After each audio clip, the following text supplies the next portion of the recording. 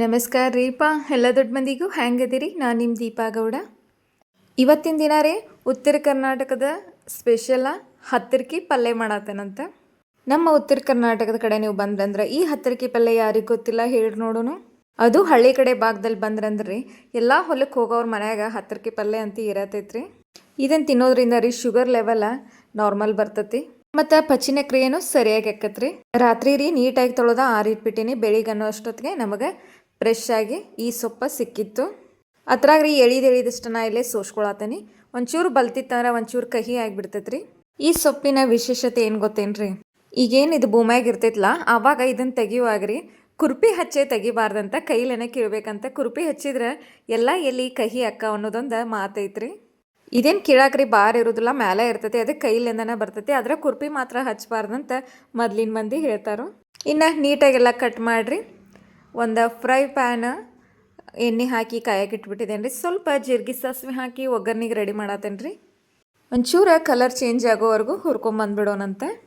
ಈಗಿನ ಎಷ್ಟು ಹೊಸ ಅಡಿಗೆ ಬಂದ್ರೂ ರೀ ನಮ್ಮ ಹಳೆ ಕಾಲದ ಅಡುಗೆ ರುಚಿ ಯಾವುದು ಕೊಡೋಕೆ ಸಾಧ್ಯ ಆಗೋದಿಲ್ಲ. ನೋಡಿರಿ ಎಷ್ಟಾಯಿತು. ಇನ್ನು ಸ್ವಲ್ಪ ಶುಂಠಿ ಬೆಳ್ಳುಳ್ಳಿ ಪೇಸ್ಟ್ ಹಾಕಿ ಒಂದು ಟೊಮಾಟೋನ ಹೆಂಚಿಟ್ಟಿದ್ದೇನೆ ರೀ, ಅದನ್ನು ಸೇರ್ಸತ್ತೇನೆ.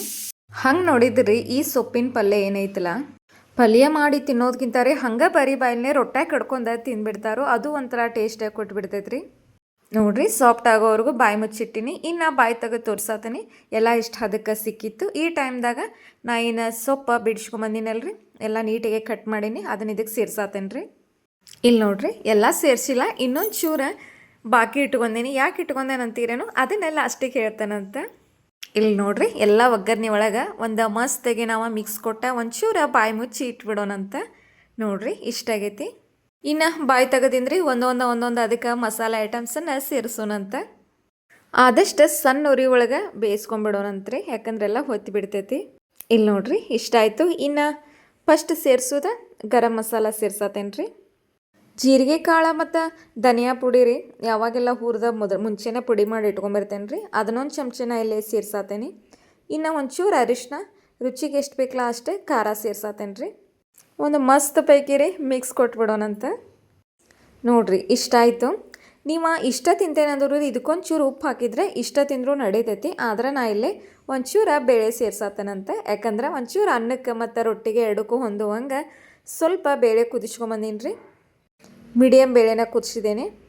ನೋಡಿರಿ ಇಷ್ಟಾಯಿತು. ಅದೊಂದು ಚೂರು ಸೇರಿಸಿ ಸ್ವಲ್ಪ ಸೇರಿಸಿದ್ದೇನೆ ರೀ, ಭಾಳ ಬೇಡ. ನೋಡಿರಿ ಇಷ್ಟಾಯಿತು.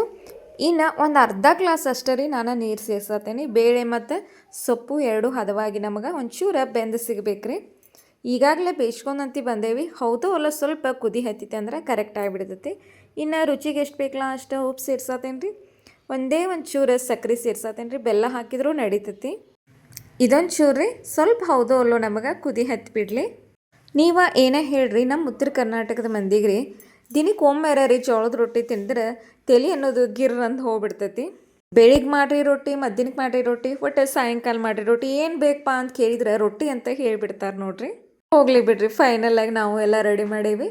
ಉಪ್ಪು ಖಾರನೂ ಬರೈತಿ. ಇಷ್ಟು ಖುದ್ದ ಅಳತಿಗೆ ಸಿಕ್ಕರೆ ಸಾಕು. ಇನ್ನು ಮುಂಚೆ ಒಂಚೂರು ಸೊಪ್ಪು ಇಟ್ಕೊಂಡಿದ್ದೀವಲ್ರಿ, ಅದಕ್ಕೆ ನಾನಿಲ್ಲೇ ಪಚಡಿ ಮಾಡತ್ತೇನೆ ರೀ. ಹತ್ತರಿಕೆ ಪಚಡಿ ಅಂತೀವಿ ರೀ. ಪಲ್ಯಕ್ಕಿಂತರೇ ಇದು ಭಾಳ ಫೇಮಸ್ ಐತಿ. ಇದಕ್ಕೆ ಸ್ವಲ್ಪ ಉಳ್ಳಾಗಡ್ಡಿ, ಟೊಮೆಟೊ, ಸ್ವಲ್ಪ ಅರಿಶಿನ, ಚಿಟಿಕೆ ಅಷ್ಟೇ ಉಪ್ಪು ಮತ್ತು ರುಚಿಗೆ ಎಷ್ಟು ಬೇಕಲ್ಲ ಅಷ್ಟೇ ಖಾರ ಸೇರ್ಸತ್ತೇನಂತ್ರಿ. ಎಲ್ಲ ಥರ ಪಚಡಿಗಳನ್ನ ಟೇಸ್ಟ್ ಮಾಡಿ ನೋಡ್ತೀರಿ. ಎಲ್ಲದಕ್ಕೂ ಮೊಸರು ಹಾಕ್ತೀವಿ. ಆದ್ರೆ ಇದಕ್ಕೆ ನಾ ಇಲ್ಲೇ ಅಡುಗೆ ಎಣ್ಣೆ ಹಾಕತ್ತೇನೆ ರೀ.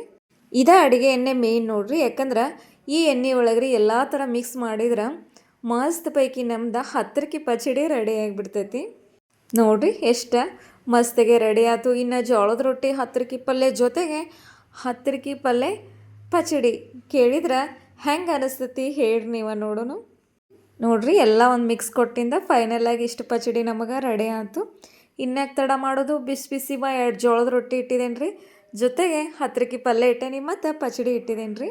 ಇವತ್ತಿಂದ ನನ್ನ ರೆಸಿಪಿ ನಿಮಗೆ ಇಷ್ಟ ಆದರೆ ದಯವಿಟ್ಟು ಲೈಕ್ ಮಾಡಿರಿ, ಶೇರ್ ಮಾಡಿರಿ, ಚಾನಲ್ನ ಸಬ್ಸ್ಕ್ರೈಬ್ ಮಾಡಿರಪ್ಪ. ಇನ್ನೊಂದು ವಿಡಿಯೋದಾಗ ಮತ್ತೆ ಸಿಗ್ತೇನೆ ರೀ. ಅಲ್ಲಿವರೆಗೂ ಬಾಯ್.